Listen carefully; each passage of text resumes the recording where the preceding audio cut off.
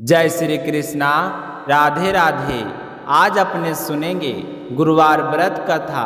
आज भादो माह के शुक्ल पक्ष का गुरुवार है और साथ ही आज वामन जयंती भी मनाई जाएगी। भगवान वामन देव श्री हरि विष्णु भगवान के ही स्वरूप हैं और गुरुवार को वामन जयंती का होना बहुत ही शुभ माना गया है। तो इस पावन अवसर पर आज अपने सुनते हैं गुरुवार व्रत कथा। तो सारे विष्णु भक्त अपने मन को एकाग्र करके प्रसन्न होकर इस कथा को पूरा सुने, कथा को लाइक करें और ज़्यादा से ज़्यादा व्रत रखने वाली बहनों में शेयर करें। भगवान श्री हरि विष्णु के आशीर्वाद से आपके सारे मनोरथ पूर्ण हो। सबसे पहले सुनेंगे गणेश जी की कथा। प्राचीन समय की बात है, एक बहुत बड़ा नगर था। उस नगर में एक गरीब बूढ़ी रहती थी, लेकिन धर्मपरायण बूढ़ी माई रहती थी। उसके जीवन का सहारा उसके दो बेटे थे, परंतु दोनों बेटे धन कमाने के लिए परदेश गए थे। अब बूढ़ी माई घर में अकेले रह गई थी, लेकिन उसका जीवन केवल एक ही आधार पर टिका हुआ था, गणेश जी की अटूट भक्ति से बहुत किया करती थी। हर दिन सुबह वह जल्दी उठती, स्नान करके अपने घर को साफ सुथरा करती और फिर पूरे प्रेम से गणेश जी की पूजा करती।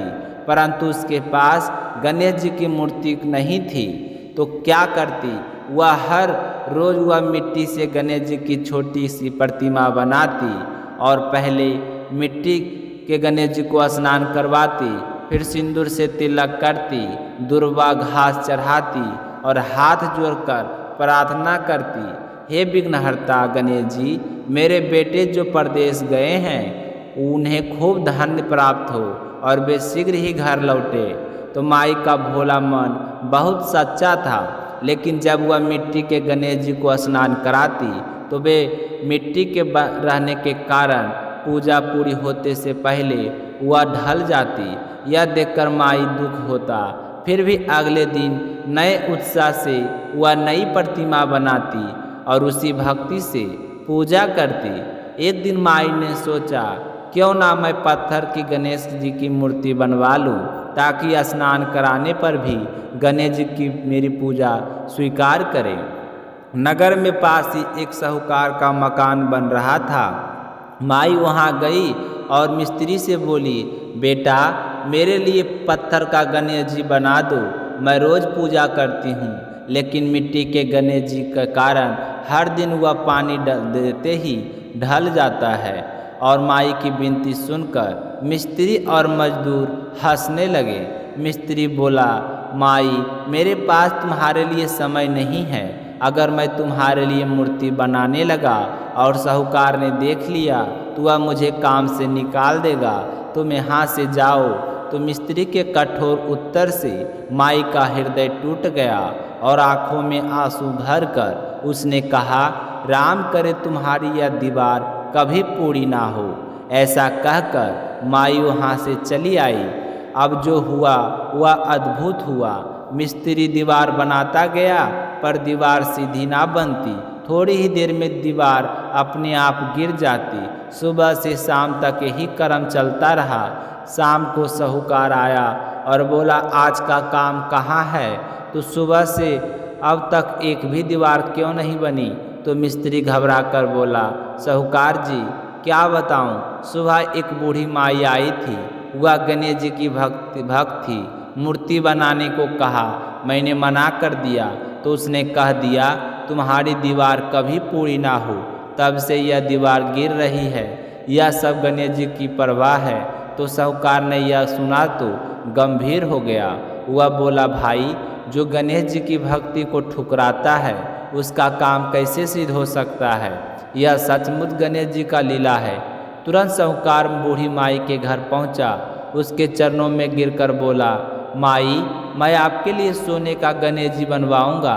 कृपया कर गणेश जी से प्रार्थना कीजिए कि मेरा मकान जल्द पूरा हो जाए। माई मुस्कुराई और बोली, बेटा चिंता मत कर, तुम्हारा मकान शीघ्र ही पूरा होगा। अब देखो गणेश जी का चमत्कार। साहूकार जैसे ही लौटकर अपने मकान पहुंचा तो देखा कि जो दीवार सुबह से बन नहीं पा रही थी, वह पूरी तरह तैयार हो चुकी थी। यह देख सभी मजदूर, मिस्त्री और साहूकार दंग रह गए। सभी ने जोर जोर से गणेश जी के जयकारा लगाने लगे। दूसरे दिन से काम तेजी से बढ़ा। थोड़े ही दिनों में साहूकार का सुंदर मकान बनकर तैयार हो गया। साहूकार ने उद्घाटन का दिन तय किया और सबसे पहले निमंत्रण पत्र बूढ़ी माई को दिया। माई, आप अवश्य आइए, आप मेरी माता जी के समान हैं। उद्घाटन के दिन माई आई और साहूकार ने माई का आदर पूर्वक स्वागत किया। सुंदर वस्त्र पहनाए और वचन निभाते हुए सोने की गणेश जी की मूर्ति बूढ़ी माई को भेंट की। साथ ही एक माला, पीतल का दीपक, तांबे का लोटा और एक घंटी भी दे दी।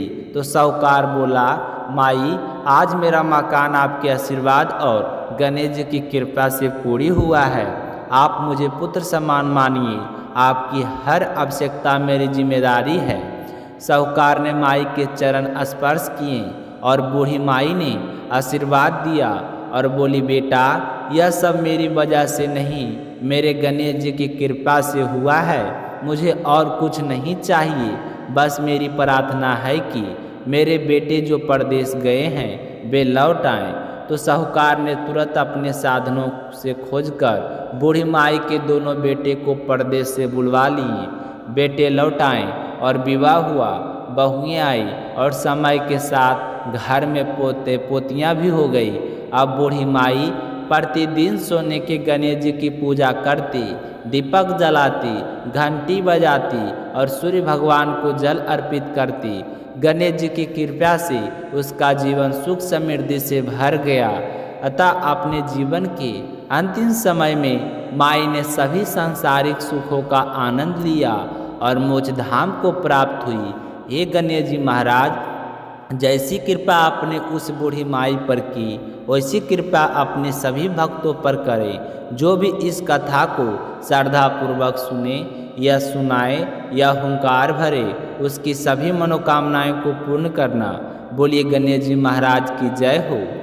बहुत समय पहले एक नगर में एक बड़ा धनी व्यापारी रहता था।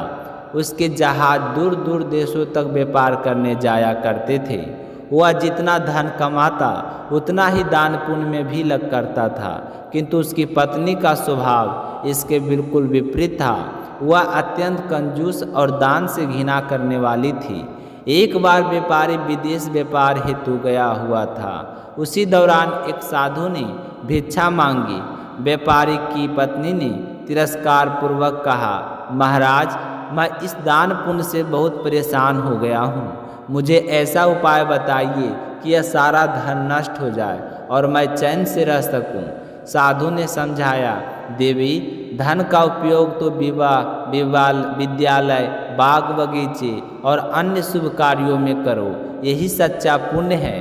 परंतु उस स्त्री पर इसका कोई असर नहीं हुआ। तब साधु ने कहा, यदि धन नष्ट करना ही चाहती हो तो 7 गुरुवार तक विशेष कर्म करो। घर को गोबर से लीपो, केशों को पीली मिट्टी से धोओ और भोजन में मांस मदिरा ग्रहण करो और कपड़े घर में ही धो और खासकर गुरुवार को अवश्य धोना। उसने वैसा ही किया। मात्र 3 गुरुवार में ही उसका सारा धन नष्ट हो गया और वह मृत्यु को प्राप्त हुई। व्यापारी जब लौटा तो सब कुछ नष्ट था और उसकी छोटी सी बेटी अकेली रो रही थी। उसे लेकर दूसरे नगर चला गया और वहाँ जंगल से लकड़ियाँ काटकर बेचकर जीवन यापन करने लगा। एक दिन गुरुवार को उसकी बेटी ने दही मांगा, परंतु व्यापारी के पास पैसे नहीं थे। दुखी होकर वह जंगल में बैठा रो रहा था। तभी वही साधु प्रकट हुए और बोले, तुम्हारी पत्नी ने गुरुवार का अपमान किया था, इसलिए स्थिति यह आई है, किंतु अब भय मत करो। गुरुवार का व्रत करो, चने, गुड़ और जल से पूजन करो, कथा सुनो और प्रसाद बांटो, तुम्हारे कष्ट मिट जाएंगे। साधु ने आशीर्वाद दिया कि आज लकड़ी बेचने पर उसे दाम 4 गुना मिलेंगे। तो व्यापारी ने वैसा ही किया। उसे दही भी मिला और पूजा की सामग्री भी। उसने श्रद्धा से व्रत किया और उसी दिन से उसका जीवन सुधरने लगा। परंतु अगले गुरुवार का वह व्रत करना भूल गया। अगले दिन राजा ने महाभोज रखा। व्यापारी और उसकी पुत्री देर से पहुँचे तो रानी ने उन्हें चोर समझकर कारागार में डाल दिया। तो दुखी होकर उन्होंने पूरा बृहस्पति देव का स्मरण किया। देव ने प्रकट होकर कहा, अगले गुरुवार कारागार में के द्वार पर 2 पैसे मिलेंगे, उनसे चना गुड़ मांगकर विधि पूर्वक व्रत करना, तुम्हारा संकट दूर होगा। तो गुरुवार को उन्हें पैसे मिले और पहली स्त्री ने मदद से इनकार किया, किंतु दूसरी शोकाकुल स्त्री ने सहायता की और उसका पुत्र मर चुका था। वह कफन लेने जा रही थी, फिर भी उसने पहले व्यापारी की कथा के लिए सामग्री लाई। कथा सुनकर उसने प्रसाद और चना अमृत अपने मृत पुत्र को दिया और वह चमत्कारी से जीवित हो गया। तो जो स्त्री पहले इनकार कर चुकी थी, उसके पुत्र की विवाह का दिन ही मृत्यु हो गई। वह पछताई और व्यापारी से क्षमा मांगी और कथा सुनने और प्रसाद लेने पर उसका पुत्र जीवित हो गया। उसी रात बृहस्पति देव ने राजा को स्वप्न में दर्शन देकर कहा कि व्यापारी निर्दोष है। अगली सुबह रानी का हार सचमुच अपनी जगह मिला और राजा ने व्यापारी को रिहा कर दिया और आधा राज और सम्मान दिया।